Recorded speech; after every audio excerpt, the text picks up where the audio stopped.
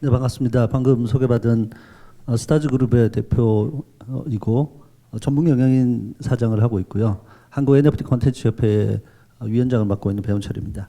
오늘 제가 이 시간 말씀드리고 싶은 내용들은 이제 호서 대학교 NFT 캠퍼스의 블록체인 인프라 구축에 대한 부분들을 어떻게 풀어갈 것인가에 대해서 말씀 나누려고 하고요. 전체적으로 이어지는 시간에 이제 모델 설계가 다음에 또 있고 또 우리 이형노 교수님께서 또 기술적인 부분들 말씀을 해주시는 걸로 제가 알고 있어서 제가 전반적으로 이제 산업 현장에서 NFT를 바라보면서 어떤 비즈니스 모델을 가져가고 전략을 가져가고 또 이 NFT를 어떤 관점에서 바라보는 것이 바람직한가, 뭐 이것이 뭐 정답은 아니지만 제가 그러한 부분들을 모아서 뭐 표지가 있긴 한데 제가 작년 9월달에 배운철의 NFT 비즈니스 전략이라는 책을 냈던 내용 중에서 꼭 캠퍼스에서 꼭 참고했으면 좋겠다고 하는 내용 중심으로 소개드리도록 하겠습니다. 사실 우리 김상범 교수와는 이제 NFT 캠퍼스와 관련해서 좀 여러 가지 아이디어들을 많이 나눴었고요. 우리 지금 이종원 사무처장님과도 제가 그동안 비즈니스 현장에서 자주 뵈면서 또 지도를 많이 해주셔서 또 이런 기회에 또 이런 우리 좋은 프로젝트를 나눌 수 있다는 것에 대해서 감사드리게 생각하고 있습니다. 개인적으로는 제가 2010년부터 대학교 학생들을 가르치면서 겸임 교수를 하고 있는데 이제 한 12년, 13년 차 되거든요. 그러면 10몇 년 차 동안 대학의 교육 환경들이 어떻게 바뀌어가고 대학생들이 어떻게 바뀌어가고 있는지에 대해서 경험했던 부분들을 특히 이제 NFT 중심의 또 블록체인 기반의 캠퍼스를 만드는 쪽에 조금이라도 기여할 수 있는 부분이 있겠다. 그래서 제가 산업 현장이나 어떤 교육 현장에 대한 이해도가 좀 있다는 측면에서 말씀을 좀 드려보면, 이제 NFT 산업을 주목해야 되는 부분들은 이제 뭐 다 아시겠지만 조금 정리해 보면 결국 그동안 디지털 콘텐츠라고 하는 부분들이 무한 복제가 가능한 것이기 때문에 어떤 것이 원본이고 어떤 것이 사본인지에 대해서 판별하기가 힘들었었죠. 근데 디지털 콘텐츠를 만들고 NFT를 발행함으로써 원본과 사본에 대한 구분들이 가능해졌습니다. 그리고 NFT로 발행되는 블록체인 기술을 통해서 발행된 NFT 자체는 위번조가 되지 않고 영구 보존되는 특성을 가지고 있습니다. 그리고 블록체인상의 모든 거래들이 기록되기 때문에 우리가 최종적으로 가지고 있는 이 사람의 소유권을 우리가 그냥 소유하고 있다라고 인정하고 동의할 수 있고, 이 사람의 소유에 대한 거래 내역들을 추적함으로써 어떤 과정을 거쳐서 거래가 되었는지 투명하게 알 수가 있습니다.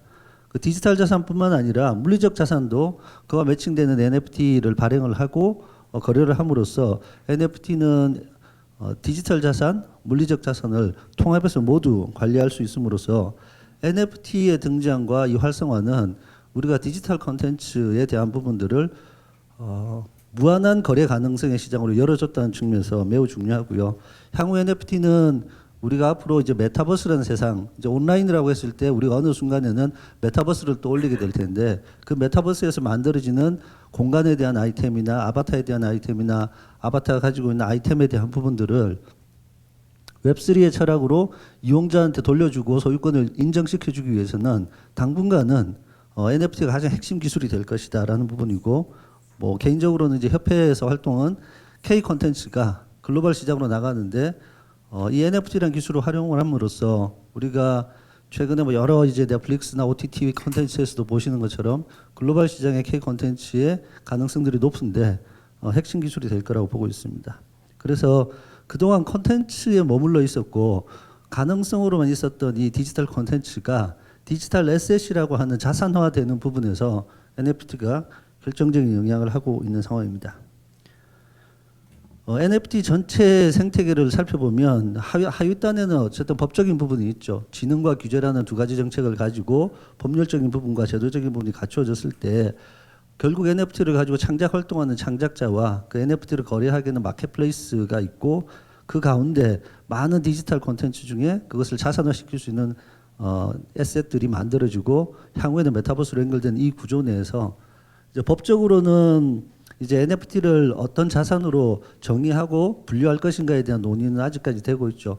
NFT를 가상자산으로 볼 것이냐 아니냐, 그냥 이게 거래 가능한 디지털 콘텐츠 형태로 볼 것이냐에 대한 이슈가 있고, NFT의 다양한 특성 중에서는 암호화폐 같은 특성도 있고 어떤 티켓팅과 같은 특성도 있고 멤버십과 같은 특성도 있고 또는 ID와 같은 특성들도 있다 보니 이 논의는 계속해서 여러 가지 형태로 진행될 것 같고, 역시 NFT도 발행의 유형에 따라서 조금 다르게 법적 제도적으로 적용해야 되지 않을까라는 부분들이고, 규제에 대한 정책과 지능에 대한 정책은 병행해서 균형해서 세워져야 될 것이다. 이것을 부정적인 이슈만 가지고 규제를 한다거나 또 그거 없이 그냥 무작정 진행한다고만 해서는 되지 않을 거다. 우리는 크립토 시장에서의 어떤 기회들을 사실은 한국 시장이 크립토에서 아주 공격적인 시장이었는데 블록체인과 암호화폐를 이원화시켜서 하는 정책들 때문에 오히려 크립토 시장의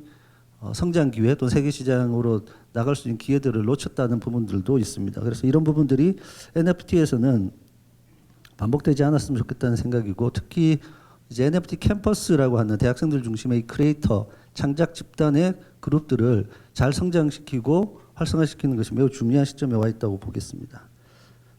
NFT에 대한 얘기들이 많았습니다. 이제 작년 하반기부터 이제 NFT가 거품이다, 거품이 꺼지고 있다 이런 얘기들이 있었는데, 사실 이 부분들은 여러분들 아시는 것처럼 코로나 이후에 각 정부 정책이 통화를 풀어서 경기를 살리는 양적 완화의 정책에서 그 이후에 이제 시장에 풀린 돈을 걷어들여야 되니까 양적 긴축 정책을 쓰면서 전통 금융시장 자체가 지금 위축되어 있는 상태죠.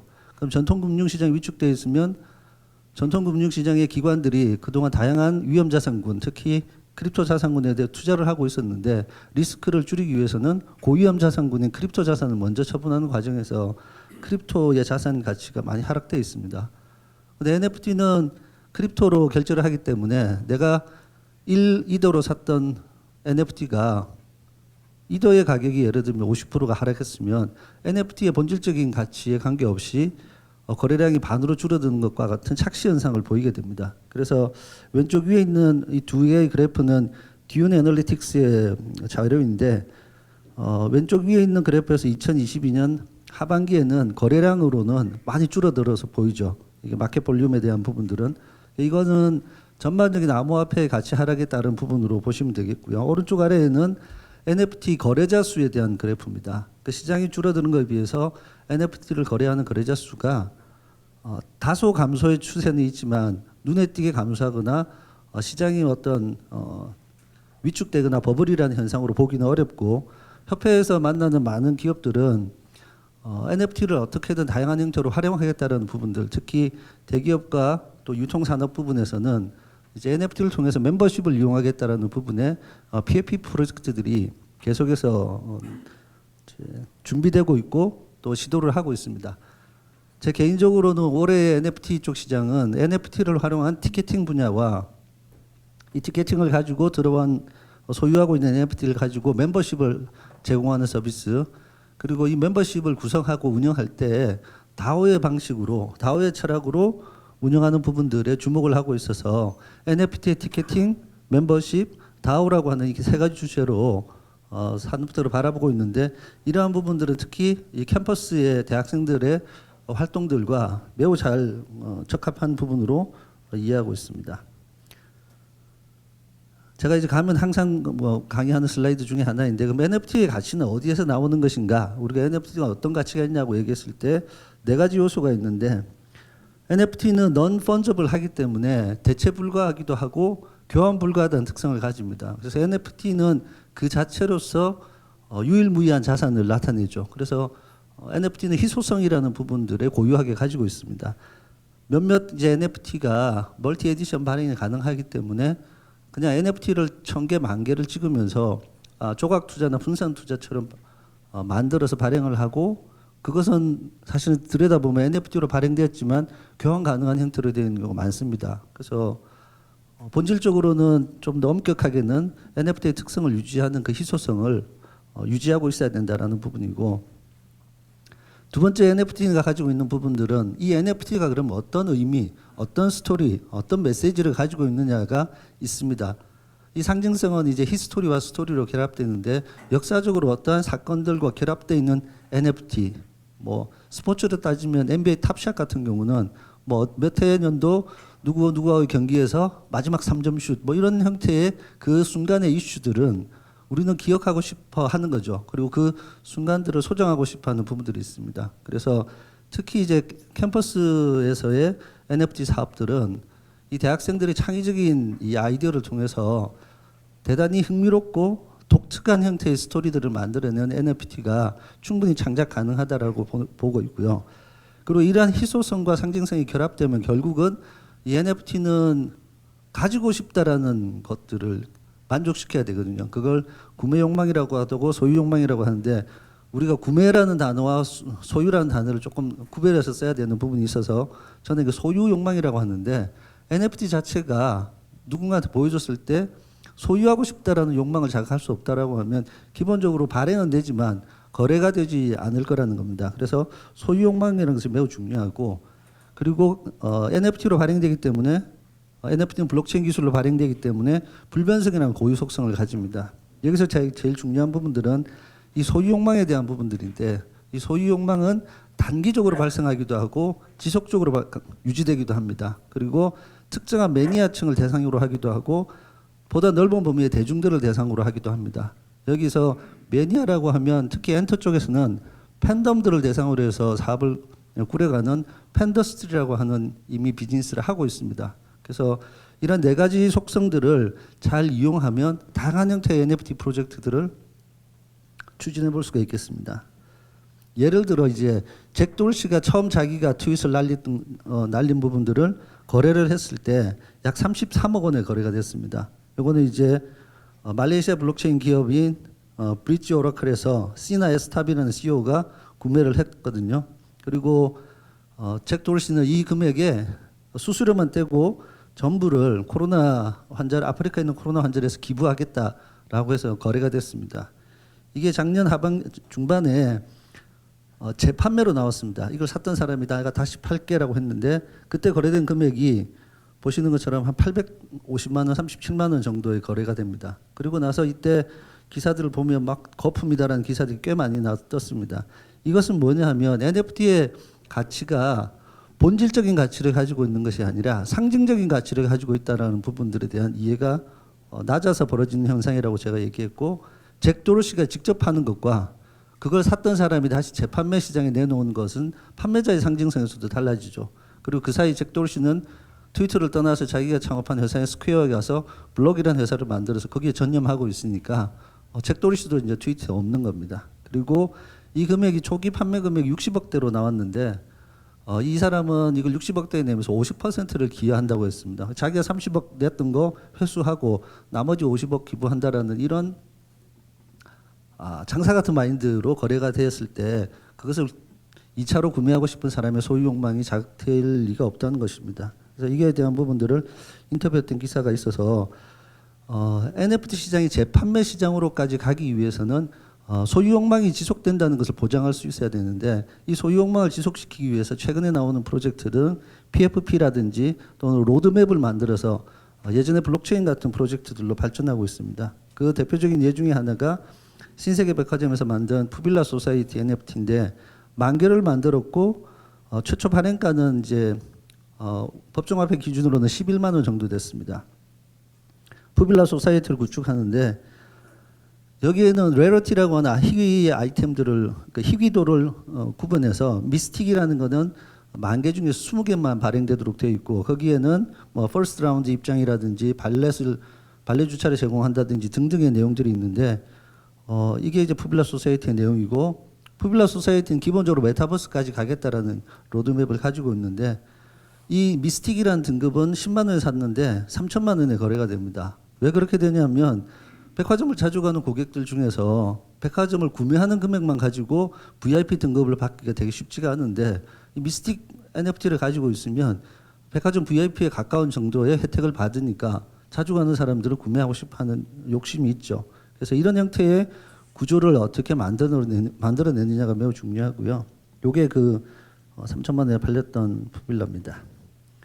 인프라 쪽에서는 결국 콘텐츠를 생산할 수 있는 생산 역량과 이것을 관리할 수 있는 기준들이 있어야 될 것이고 다양한 소유 욕망을 자극할 수 있는 프로젝트 기획 역량 어떻게 보면 사실 전 세계에서 한 명만 사줄 수 있다라고 하면 내가 전 세계에 한 명만 설득시킬 수 있다면, 한 명의 소유욕망만 자극할 수 있다면 거래를 할 수 있는 부분이기 때문에 사실 거래의 기회는 엄청나게 열려 있는 것이거든요. 그리고 이런 디지털 콘텐츠 생산자를 위한 합리적인 보상 체계는 앞으로는 다오라는 형태로 구축되어서 움직일 거다. 그리고 뭐 저희 여러분들 이제 우리 국보 다오 같은 거 보셨겠지만 이제 NFT 프로젝트 씬에서 이제 다오 형태의 투자 커뮤니티를 만들어서 특정 프로젝트에 투자하겠다라는 시도들이 이미 시작되고 있습니다. 그리고 NFT 생태계 활성화는 결국 크립토 이코노미하고의 연결이 돼 있고 중장기적으로는 이제 아까 앞선 호소대 NFT 캠퍼스 포럼의 로드맵에서 보셨던 것처럼 단계별로 추진을 해 나가야 되겠습니다. 크리에이터에 적합한 사람, 아까 크리에이터가 되게 중요한 축이었으니까 보면 결국 이제 창작자 집단인 것이고 그것이 얘기거리를 만들 수 있는 스토리를 만들 수 있어야 되고 어떤 역사적인 사건에 민감하게 반응하고 또는 사건들을 만들어낼 수 있는 그런 사람들이고 대단히 중요한 것은 뭐냐면 기존의 어떤 창작의 문법 또는 창작의 질서를 굳이 따르지 않아도 된다는 것. 그것이 이제 웹소설이나 웹툰 같은 형태의 다른 분야에서도 이미 규정과 형식과 절차에 대한 부분들이 파괴되면서 새로운 작가들이 나오고 있는데 특히 NFT는 그런 측면에서 다양한 기회를 제공해 줄 수 있고 이러한 특성들은 블록체인과 암호화폐 커뮤니티의 특성들을 고스란히 담고 있습니다. 마지막으로는 그동안은 작가, 특히 미술 예술 쪽의 작가들은 작품 활동만 하고 갤러리라는 중간 유통 체계가 있었는데 특히 NFT에서는 NFT 작가가 구매자와 직접 소통할 수 있는 그러니까 독립된 자로 직접 소통할 수 있는 형태의 커뮤니케이션 역량이 매우 중요해질 것으로 보고 있고 뭐 타 영역에서 보면 BTS가 암이라고 하는 이 커뮤니티 팬덤을 만들어서 성공한 케이스를 볼 수 있겠습니다. 참고로 이제 대한민국은 유튜브 채널 중에 수익 채널을 인구당 529명당 하나의 수익 채널을 가지고 있어서 전 세계에서 사실상 유튜브 수익 채널이 인구당 대비해서 가장 많은 나라가 한국입니다. 그만큼 이제 우리는 어떤 창작 활동에 대한 기회와 또 그것에 대한 보상이 주어졌을 때 다른 영역에서 이제 뭐 아프리카 TV부터 시작해서 우리 블로그, 파워 블로그 그리고 유튜브까지 보면 이러한 보상이라는 체계에 아주 민감하게 잘 반응하고 있다고 볼 수 있겠습니다. 뭐 참고하는 자료는 이와 같고요. 그래서 디지털 콘텐츠 생산에 가장 적합한 제가 연령층이라고 써서 보내고 나서 좀 고민을 했는데 뭐 어떤 연령이라고 특정될 수는 없겠지만 우리 대학생이라고 하는 이 집단들의 가장 활발한 부분들이 콘텐츠에 대한 창작 욕구와 창작 열의가 가장 활발하다는 측면에서 우리 호소대학교 NFT 캠퍼스의 사업과 또 이런 포럼은 매우 중요한 의미를 가지고 있다라고 생각합니다. 그래서 NFT 자체가 디지털 콘텐츠의 생산, 유통, 소비 방식을 완전히 바꿔가고 창작자 경제라고 하는 새로운 경제 생태계들을 만들어가는 데 있어서 우리 호소대 NFT 캠퍼스 포럼이 큰 역할을 해주기를 바라고 또 저희 한국 NFT 콘텐츠 협회와 스타즈 그룹도 열심히 해서 어떤 길이 바른 길인지 그리고 바른 길을 통해서 정당하고 합리적인 소득과 경제적 이익을 얻을 수 있는 방법을 찾아가도록 노력하고 또 협력하도록 하겠습니다. 고맙습니다. 예.